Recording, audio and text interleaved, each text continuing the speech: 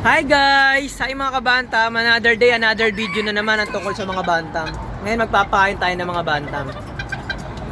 Ayan o. Gutom na sila eh.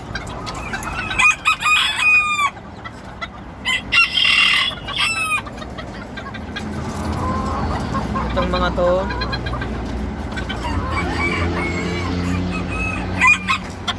Yung mga yan, gutom na gutom oh.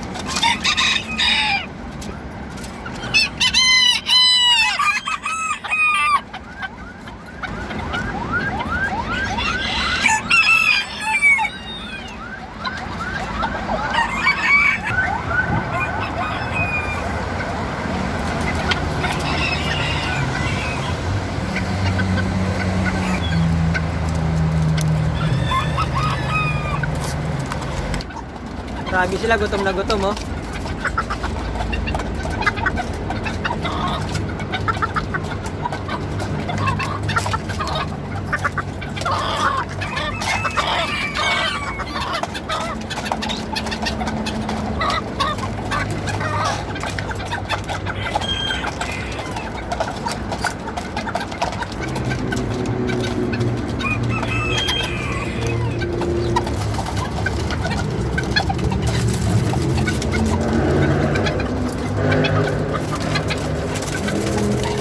Nagwawala na, sobrang gutom ah. Eh nga guys, tapos ko na sila pakainin. So meron akong nabasang comment dito sa YouTube channel ko na bakit daw nangihina o walang gana kumain yung bantam niya. Ang sagot ko naman diyan, siguro yung manok niya merong sipon yun. Merong sipon o kaya nananawa lang sa pagkain yun. Kasi itong mga bantam na to, parang katulad din to ng mga manok na panabong na pag sobra-sobra din yung mga binibigay mong pagkain, nananawa din sila.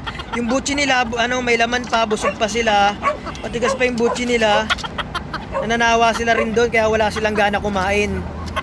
Kasi yung pangalawang reason naman yon, siguro meron silang sipon. Nung katumbas kasi noon, parang may lagnat sila. Parang may lagnat sila sa katawan nila, wala silang gana kumain, parang trangkaso, mga ganon.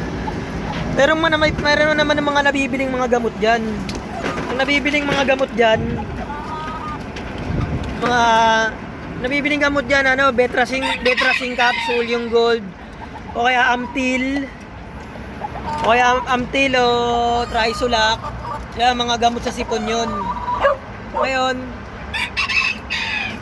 wala pa rin gana yung mga manok ninyo na wala pa rin gana kumain, ang hina pa rin. Ang nun, napeste yun. Nangyayari din sa akin yun, yung mga ganon, yung napepestehan ng mga manok. Kahit sa manok panabong, kahit sa malalaking farm, nangyayari din yun na napepeste yung mga manok nila. Namamatay, bigla bumabagsak pag nakadapo lang sa puno, sa mataas na na bumabagsak, napeste tawag doon, ganon. Kahit anong gamot, mamahaling gamot pang mabili, hindi pa rin kayang pagalingin na. Ang tawag doon na peste na. Actually itong manok na ito na laso na minsan na itong napeste, buti na lang naagapan ko si Thunder. Tingnan yung mukha niya putlang-putla, halos walang dugo. Pero awa naman ng Diyos na gumaling siya. Yan, lamputla siya Minsan na itong napeste, muntik na rin tumala madedo Yan, wala na, pinakakapakain ko lang sa kanila Yan, magana naman siya kumain. Pero merong sa kanya, pag gumaling ang napesting banta, medyo mawala yung medyo matagal din na makarecover, mawala yung dati nilang sigla, para silang parang napasma. Buti nga gumaling-galing ito Dati na rin itong napeste. Yung naagapan ko yan Maagapan po yung mga ganung mga bantam na nanghina, walang gana kumain. Yun nga yung sinabi kong mga gamot, pwede nyo painom sa kanila yun. Yan. Ito rin dati rin itong wala rin gana itong isa, puti din to wala rin itong gana yung ating palahi na na binabay yan malaba na Dati rin to, buti na lang napagaling ko. Kaya iniwalay ko na siya ng kulungan eh. Baka makahawa pa siya nun, kaya iniwalay ko na siya. Iniwalay ko na sa kasama. Mga binabayan.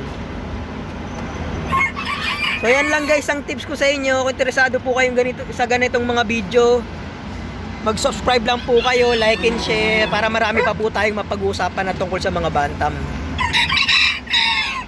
Gawin nyo lang po, alternate po yung pagkain nyo, mga siguro pag magpapakain kayo sa umaga, onti lang, tapos sa hapon marami, wag yung palaging marami sa umaga, marami sa hapon. Dapat alternate lang. Kailangan onti sa umaga tapos marami sa hapon para di sila manawa, di sila palaging kain ng marami. O kaya meron pa isang technique yung isang beses nyo lang muna dapat sila pakainin sa isang araw. Minsan ginagawa ko yun eh. Isang beses sa isang araw ko lang sila pinapakain. Yan. Para talaga yung butchi nila. Kasi yung mga pinapakain ko sa kanila may mga halong buto-buto yun eh. So yung mga halong buto-buto yun, yung mga buto-buto, may hirap din yun tunawin sa kanila. Kasi yun nga, mga bantam sila, malilit ng butchi nila. Kaya ginagawa ko talaga yung minsan ginugutom ko sila para mabilis yung digest ng nila, ng panunaw nila. Malilit lang ng bantam kasi. Nga pala nga guys, ito nga pala si Thunder na to. Para malaman nyo na may sakit talaga yung manok niyo pag dumumi ng puti ang manok niyo, ang bantam niyo. Ito kasi dati si Thunder. Isa-isa pala tandaan ko pag dumumi ang manok na kulay puti, yung parang malabnaw. Hindi normal sa manok kasi yung dumumi ng puti eh. Kumbaga sa tao para siya nagtatay na ewan, mga ganun, parang dehydrate, mga ganun. Parang tubig ang tinatae. Gano'n may sakit, may ano siya sa, may ano ang bantam yung mga manok nyo sa loob, may sakit sa loob yan. Hindi yun sipuno, kung may halo na rin sipuno, halo-halo na rin sakit ganun pag nagkaroon ng puting dumi, yun. Yan, namumutlaw, galing lang dito sa sakit eh. Yan nga lang pala ang video natin today. Kung interesado po kayo sa mga ganitong video, mag-subscribe lang po kayo, like and share, comment lang po kayo. Sasagutin po natin yan sa abot ng ating makakaya. Para maparami pa po, subscribe lang po kayo para maparami pa po tayong mapag-usapan na tungkol sa mga bantam. Yan. Maraming salamat po sa panonood. Sige po, bye po muna.